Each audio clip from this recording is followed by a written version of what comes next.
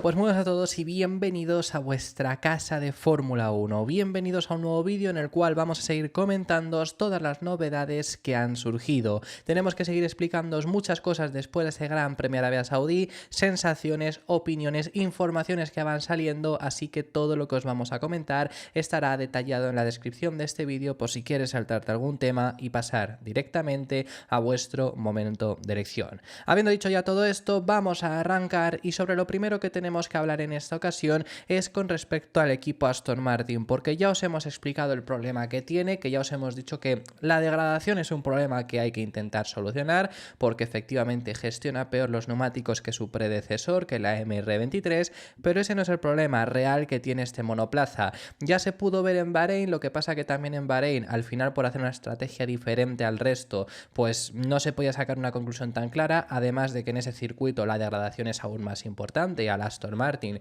si no degrada igual de bien que lo hacía la MR23, le afectó más de lo que pensábamos, pero en Arabia Saudí ha quedado bastante claro.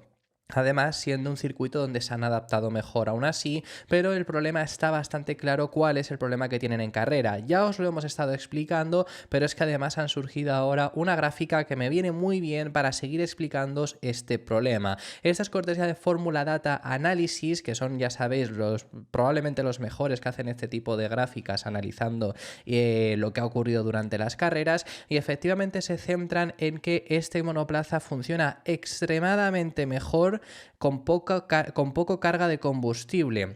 Esto todos los coches, por supuesto, funciona así. Cuanto más descargados vas más ligero y más rápido vas.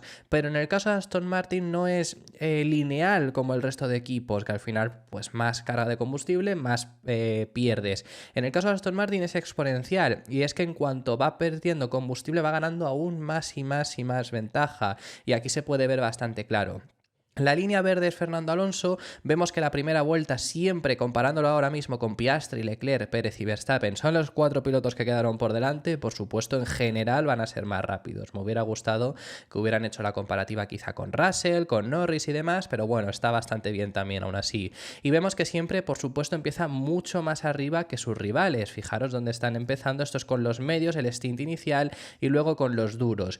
Ya la segunda vuelta luego siempre está algo mejor, pero bueno, nos fijamos, ¿no? En la segunda vuelta, pues aquí está muy igualada Piastri. Incluso en la segunda vuelta con los medios fue mejor que la de Leclerc. Y la tercera igual de lo mismo, pero estas son dos vueltas muy malas de Leclerc después de un primer giro inicial, luego ya mejora. Pero bueno, eso es lo que estamos viendo con este Aston Martin. Ya luego nos vamos a fijar sobre todo en el duro. Aquí es lo que os hemos explicado antes, de que incluso si tienes este problema de que con mucho combustible vas mucho peor que tus rivales, con el duro es aún peor y se acentúa aún más este problema.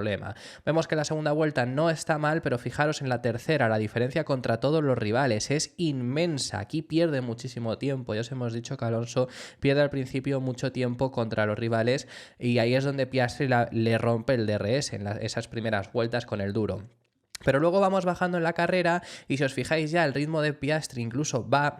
Fijaros que no va haciendo una línea como la de Aston Martin. Esta es la línea que hace Aston Martin, y la de Piastri quizás es un poco más recta. ¿Por qué? Pues porque va bajando el tiempo por vuelta gracias a ir reduciendo también el combustible, pero por culpa de la degradación va aumentando un poco. Sí que tiene algunos picos, pero bueno, esto no es lo importante. Hasta el punto de que fijémonos que en la vuelta 30 aproximadamente, ya pasada el ecuador de la carrera, fijaros en que realmente el ritmo de Alonso está siendo muy parejo. En ocasiones, por ejemplo en esta vuelta, superior al de Piastri, inferior a Leclerc, por supuesto, eso siempre ha sido así, porque el Ferrari está siendo mucho más rápido por lo menos en este comienzo de temporada. Y fijaros en que ya las 10 vueltas finales, aunque sea un caos, porque ya los ritmos no son tan diferentes contra los Red Bull y Leclerc, además de que estaban guardando energía para hacer un último intento y hacer las vueltas rápidas, Leclerc lo acabó consiguiendo. Pero fijémonos en la comparativa, aunque se vea complicado, entre el verde y el naranja. Fijaros que en estas últimas vueltas siempre fue más rápido, y esto es porque verdaderamente el problema no es tanto la degradación como lo es el hecho de que con mucha carga de combustible va mucho peor el monoplaza, como os hemos estado explicando, y creo que esta gráfica, pues desde luego que se puede ver bastante bien. Como os digo, cortesía de Fórmula Data Analysis, lo único a comentaros también, he hecho captura de por sí al tweet que han realizado, porque me ha gustado bastante la explicación que dan y luego la respuesta que dan a este usuario que se llama Rohan89. Ahora lo decimos, pero bueno, dicen que el stint de los 5 primeros pilotos, y dice que Aston tiene un problema con carga de combustible alto. El coche fue sólido en clasificación, lento con los nuevos duros, pero el ritmo de Alonso fue mejorando al paso del stint, algo similar a lo que ocurrió en Bahrein. En Bahrein lo malo es, como os he dicho, esa carga es el hecho de la estrategia que fue diferente buscando un coche de seguridad, pero en las primeras vueltas perdió mucho ritmo por eso mismo. Luego dice lo de que Leclerc ganó la vuelta rápida en las 2 vueltas. Y le pregunta a Rohan, así que Aston es como un Ferrari de 2023 con un pequeño mejor degradación, y le dice, y quizá peor ritmo a una vuelta, porque efectivamente aquel Ferrari pues era muy bueno a una vuelta. Este Aston Martin lo estamos viendo que está siendo competitivo contra Ferrari y contra Red Bull, pero quizá un pelín peor por detrás. Pero también os digo, ha habido, esto lo he comentado en redes sociales y me ha puesto en Twitter, y me ha puesto un usuario si se puede confiar, y yo aquí os digo una cosa, a ver, este no es un problema demasiado grave para solucionarlo. Si se centran solo en esto, habrá que ver si es tema de configuración, que quizá no está del todo optimizada todavía porque no lo entienden el coche, o si es un problema, lo que decía también Fórmula Data Analysis es que puede ser con las suspensiones. Aquí os hemos dicho que la suspensión trasera no está del todo optimizada porque es nueva y porque recibieron el cambio mucho más tarde, que se la compran a Mercedes, han cambiado todo el sistema de la suspensión trasera y Mercedes sí que lo sabía, a Aston se lo comunicaron tarde, entonces ahí se puede mejorar, por ejemplo. Independientemente de ello, no es un problema demasiado grande a intentar solucionar, y aún así lo que queda claro es que el coche es rápido, quizá está a la par del McLaren en ritmo de carrera por lo que hemos visto en estas 2 carreras y por detrás de Ferrari y de Red Bull, pero el tener buen ritmo de clasificación en alguna carrera puede dar mucha ventaja. En un Mónaco, si tienes buen ritmo de clasificación, ya está, lo tienes todo, porque en carrera no te van a adelantar. Y así hay varios tipos de circuitos. España, Hungría, por ejemplo, Singapur, ese tipo de circuitos te va a venir genial. Entonces, veremos cómo evoluciona, veremos cómo avanza la temporada, pero ahora mismo este es el problema que tienen, esto es lo que tienen que solucionar. Os lo hemos enseñado, os lo habíamos dicho ya desde ayer y os lo hemos enseñado con las gráficas, veremos si Aston lo consigue solucionar. Otro equipo que tiene que solucionar graves problemas, y aquí según se informa desde la fábrica no sería, como os digo, falta de optimización del coche, no sería que tienen este problema específico y tienen que solucionarlo. En este caso estamos hablando al respecto sobre Mercedes, y es que las informaciones que surgen desde Motorsport, específicamente Kemal Şengül de Motorsport Turquía, habla de que en Mercedes sospechan de que tienen un grave problema de base con el W15 que afecta al rendimiento en curvas de alta velocidad. Mercedes ha sido el 5º equipo en este Gran Premio de Arabia Saudí, que era muy diferente al Gran Premio de Bahrein, al circuito de Sakir, porque sobre todo se caracteriza por tener esas curvas de alta velocidad, y han sido ese 5º equipo. Y ya hemos visto a un Hamilton quejarse mucho de que en este tipo de condiciones están igual, con los mismos problemas que el año pasado, incluso llegó a decir por retransmisión, por radio, que parecen otro tipo de categoría cuando se enfrentaba al McLaren en las curvas de alta velocidad del primer sector, y lo que se informa es que lo que cree Mercedes es que se trata de un problema con el concepto, no de configuración, sino que hay algo que en este nuevo concepto les sigue fallando y no habrían acertado con el cambio. No habrían acertado con el cambio porque es que además Ferrari ha mejorado en todos los puntos. El año pasado estaban compitiendo contra Ferrari, ahora Ferrari les ha mejorado en todos los puntos. Y Mercedes salió de Bahrein avisando de que este circuito no se nos ha adaptado del todo bien, pero no hemos enseñado todo nuestro potencial, y al final el mejor tipo de circuitos que se les va a adaptar es ese estilo de Bahrein. Circuitos de mayor frenada, de curvas de baja velocidad, lo ha dicho el propio Hamilton, lo hemos visto en el anterior vídeo del día de hoy, que en curvas de baja velocidad sí son competitivos, en curvas de media velocidad les falta un poco y en curvas de alta velocidad no pueden ser competitivos. Así que realmente ese es el tipo de circuitos que mejor se les adapta. Yo diría que incluso Australia dentro de 2 semanas se les va a adaptar bien.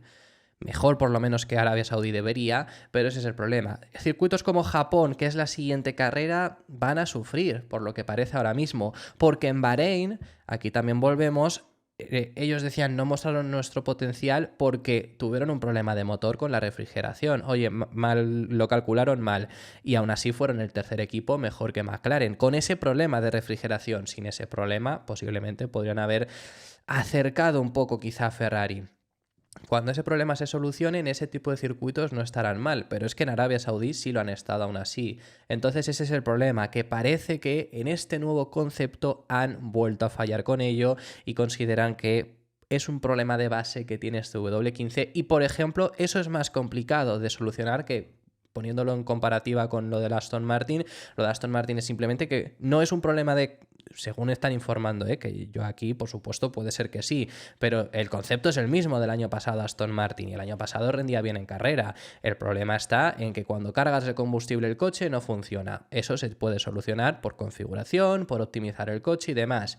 En este caso, lo que están informando es que es un problema de concepto, que no todos los conceptos van a rendir bien en todos los ámbitos. El McLaren al revés, por ejemplo, el McLaren en curvas bajas, bueno, ha mejorado bastante este año, pero el año pasado, por ejemplo, era su punto débil bastante grande. Entonces, bueno, ese es el problema que tendría Mercedes y que ahora mismo tienen que tratar de solucionar. Hablando acerca del equipo Mercedes, ya sabemos lo que le ha pasado a Carlos Sainz, ahora os vamos a comentar, porque ha hablado desde el equipo Ferrari, los plazos que creen o que esperan para poderse recuperar, ahora os hablamos al respecto sobre ello, pero ya sabemos acerca de que Carlos Sainz estuvo ayer en el Gran Premio de Arabia Saudí, aunque fue operado el día de antes, se presentó al paddock y fue cazado Carlos Sainz Senior y el manager de Carlos Sainz en el Hospitality de Mercedes, saliendo justo antes de que saliera también Toto Wolff. Esta es una fotografía que lo mostraron en DAZN España y podría llegar a ser que estén negociando una posible llegada de Sainz a Mercedes. Pues desde luego que lo puede llegar a ser, por supuesto. Carlos Sainz ya hemos visto que ha dicho que está negociando con muchos equipos, hay muchos que les puede llegar a interesar. Mercedes tiene un asiento libre, lo tiene que intentar, aunque se está hablando mucho de Verstappen y demás, Carlos tiene que intentar meter ahí la cabeza porque es un asiento muy apetecible y se pilló a Carlos Sainz Sr. saliendo de ese Hospitality de Mercedes en el día de ayer. Veremos si finalmente, bueno, la fotografía es esta, perdonad, veremos si finalmente acabase fichando por Mercedes o no. Como os digo, Carlos Sainz Sr., manager de Carlos Sainz, Toto Wolff, justo salía detrás de ellos. No tiene por qué implicar tampoco que estén negociando, pero tampoco tenía por qué implicarlo ver a Jos Verstappen hablando con Toto Wolff y, por supuesto, después de esas imágenes, pues se habla de esto porque efectivamente, si tú quieres que te vean, te ven. Y aquí te han visto todo el mundo. Si no quieres que te vean, no te ven. Te puedes llegar a ocultar. Así que vemos ahí a Carlos Sainz Sr. saliendo, que está haciendo también estos labores, porque al final también tiene mucho peso, estas labores de su hijo a ver si consigue otro asiento. Yo creo que no tiene problema. Le ha venido mal, entre comillas, entendedme, el problema que ha tenido ahora con el apendicitis, porque se ha perdido esta carrera. Ojalá no se pierda más. Ahora os hablamos, pero venía en muy buena racha. Veremos cuando regrese en cómo viene, cómo sigue, pero ya os he dicho, os lo había dicho antes de que empezara el año, que yo creo que por muy bien que rindiera o muy mal que lo hiciera ahora mismo, Sainz ya sabes cómo es, ya sabes cómo rinde, no necesita demostrar más a nadie más ahora mismo. Creo que ya ha demostrado el estilo de piloto que es, y si a Mercedes le interesaba, yo creo que por este problema y que a lo mejor tenga 2 o 3 carreras quizá que esté peor que Leclerc, que sería normal porque es que acaba de pasar una operación, pues desde luego que no creo que eso interfiriera en un posible fichaje por Mercedes, un posible fichaje, bueno, yo que sé, por Red Bull, aunque Red Bull se informó que no se planteaban un regreso de Sainz, pero sabemos que hay un asiento mínimo que ahora mismo no está ocupado para el próximo año, que es el de Checo. Bueno, pues yo creo que no necesitará demostrar ahora mismo porque ya lo ha demostrado en Fórmula 1. Independientemente, como os digo, han hablado desde el equipo Ferrari sobre los plazos de regreso, que lo primero que os quiero decir es que lo importante es no correr, que regrese lo antes que pueda, pero si en Australia no se siente bien, no tiene por qué jugársela, es mejor que regrese 2 semanas después en Japón a regresar en Australia deprisa y corriendo y encontrándose mal después de la operación. Pero bueno, Frederick Vasseur ha sido quien ha contado esto, aunque lo primero que comentó en declaraciones que dio ayer a los medios habla acerca de cómo se enteraron de este problema, porque Carlos acudió el jueves de libres a disputarlos y corrió libres 1 y libres 2, que oye, se había informado de que no iba a hacer el plan incompleto y lo hizo entero, se hizo la distancia de una carrera entre las 2 sesiones, que fue un meritazo y además con un muy buen ritmo, pero habla de que en ese momento se encontraba mal, ellos pensaban que no iba a llegar hasta tal punto, además comenta que él pensaba que era un problema con la comida. Las palabras que dio el jefe del equipo Ferrari son las siguientes: fue una situación extraña al principio del fin de semana. Estábamos convencidos de que era un problema con la comida, pero él luchó mucho el jueves en ambas sesiones con fiebre y problemas estomacales, pero estaba convencido de que estaría mucho mejor al día siguiente. Pero me llamó y me dijo, me perderé los libres 3, pero seguro que estaré allí para la clasificación. Y a las 11:30 de la mañana ya estaba en el hospital. La verdad que bueno, pues es curioso porque, me refiero, es curioso, a mí me parece extraño que pudiera correr el jueves teniendo apendicitis, porque ya el jueves lo tenía, en fin, ya se encontraba mal además, entonces ya lo tenía, me refiero que eso es algo que duele bastante y pudo disputarlos y correr bien. Bueno, ya vemos que están hechos de otra pasta esta gente. Aún así, ¿cuál es el plan para Carlos Sainz? ¿Puede regresar en Australia? Bueno, pues desde luego que por poder lo podría llegar a realizar y el primer objetivo es hacerlo. El primer objetivo es regresar en Melbourne, en Albert Park, a correr y así solo haberse perdido una carrera. En casos pasados, porque hay uno que no ocurrió hace demasiado, tenemos a Alexander Albon, que en el Gran Premio de Italia de 2022, algo muy similar a lo que le ha ocurrido a Sainz, tuvo que bajarse del coche por apendicitis, que fue la carrera en la que debutó Nyck de Vries. Le ocurrió algo muy similar, porque los libres 1 y libres 2 del viernes en Italia los corrió, igual que ha hecho Carlos este jueves, pero luego ya para clasificación y carrera no pudo estar por esa apendicitis. 2 semanas después, hubo una semana que no hubo carrera y 2 semanas después apareció en Singapur, pudiendo correr y haciéndolo a la perfección. Así que el primer plan para Carlos es regresar en Australia, aún así, y esto lo confirma Frederick Vasseur, pero lo que dicen es que hay que mantener cautela y si no se encontrase bien, no hay ningún problema, se podría llegar a subir Berman. Lo más importante ahora mismo es que Carlos, cuando regrese, lo haga en plenas condiciones. Las palabras que también ha explicado esto Frederick Vasseur son las siguientes: gracias al hospital de Jeddah y a todos los de la organización que le operaron, es una gran recuperación y tenemos que estar centrados ahora en Melbourne. Tendrá un buen descanso esta semana y ya veremos si corre en Australia. No quiero precipitarme, es un adulto y tomará la decisión correcta. Otro piloto que toma demasiadas decisiones correctas y consiguió ganar otra victoria más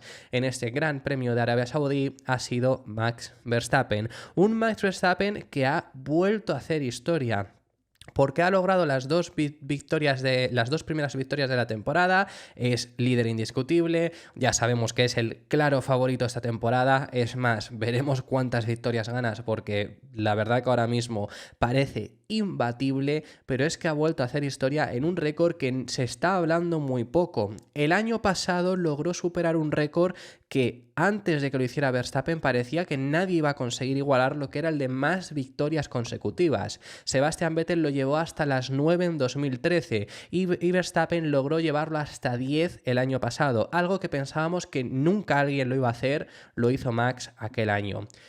Paró la racha por la victoria de Carlos Sainz en Singapur, pero es que después de aquella carrera no ha perdido ninguna. ¿Sabéis cuántas lleva Verstappen seguidas ya? Lleva 9. Ha vuelto a igualar el récord de Sebastian Vettel, es ya la segunda racha más larga de la historia de victorias consecutivas, está a una de igualarse a sí mismo y a 2 de superarlo. ¿Vosotros creéis que no va a lograr estas 2 y volver a superar en este récord y tener las 2 rachas de victorias consecutivas más largas de la historia? Desde luego que tiene todas las papeletas para conseguirlo, lográndolo en una victoria, bueno, La verdad que en esta carrera tuvo más ritmo que su compañero de equipo, ya os hemos explicado que tampoco demasiado. ¿A qué me refiero con no demasiado? Es que en Bahrein acabó con más de 20 segundos de ventaja. En esta ocasión ha acabado a 5, tenía ya una ventaja sólida antes del coche de seguridad, el coche de seguridad los juntó, pero ahí es donde consigue generar también los 5 segundos de ventaja frente a Checo, porque Checo tuvo que adelantar a Hamilton y a Norris también Verstappen, pero Verstappen se lo quitó en la primera vuelta. Checo tardó un poco más por tener que adelantar a 2 y en cuanto ya adelantó a los 2 ya tenía Verstappen 5 segundos. Luego solo creció hasta los 7. Aún así Verstappen acabó muy contento con esta nueva victoria, un triunfo más. Y es que la verdad todos los récords de victorias parece que los puede llegar a batir. Es que este año no va a acabar lejos de Michael Schumacher en victorias históricas, porque ya era el tercer piloto con más victorias de la historia. Y creo que si las ganase todas, las tiene que ganar todas, pero no sería tampoco extraño, no creo y espero que no las gane todas, no por Verstappen, sino por que haya algo, que haya también rivalidad en ese sentido. Pero si las consigue todas, acaba con casi 80. Entonces no va a acabar lejos del récord de Michael Schumacher. Pero bueno, las palabras en las que decía Verstappen lo que sintió sobre después de este nuevo triunfo son las siguientes. Creo que en general fue un fin de semana fantástico para todo el equipo, pero también por mí mismo. Me sentí muy bien con el coche y sí, básicamente fue lo mismo en la carrera. Por supuesto, el último stint fue un poco más largo de lo que nos habría gustado, pero con el coche de seguridad había que intentarlo.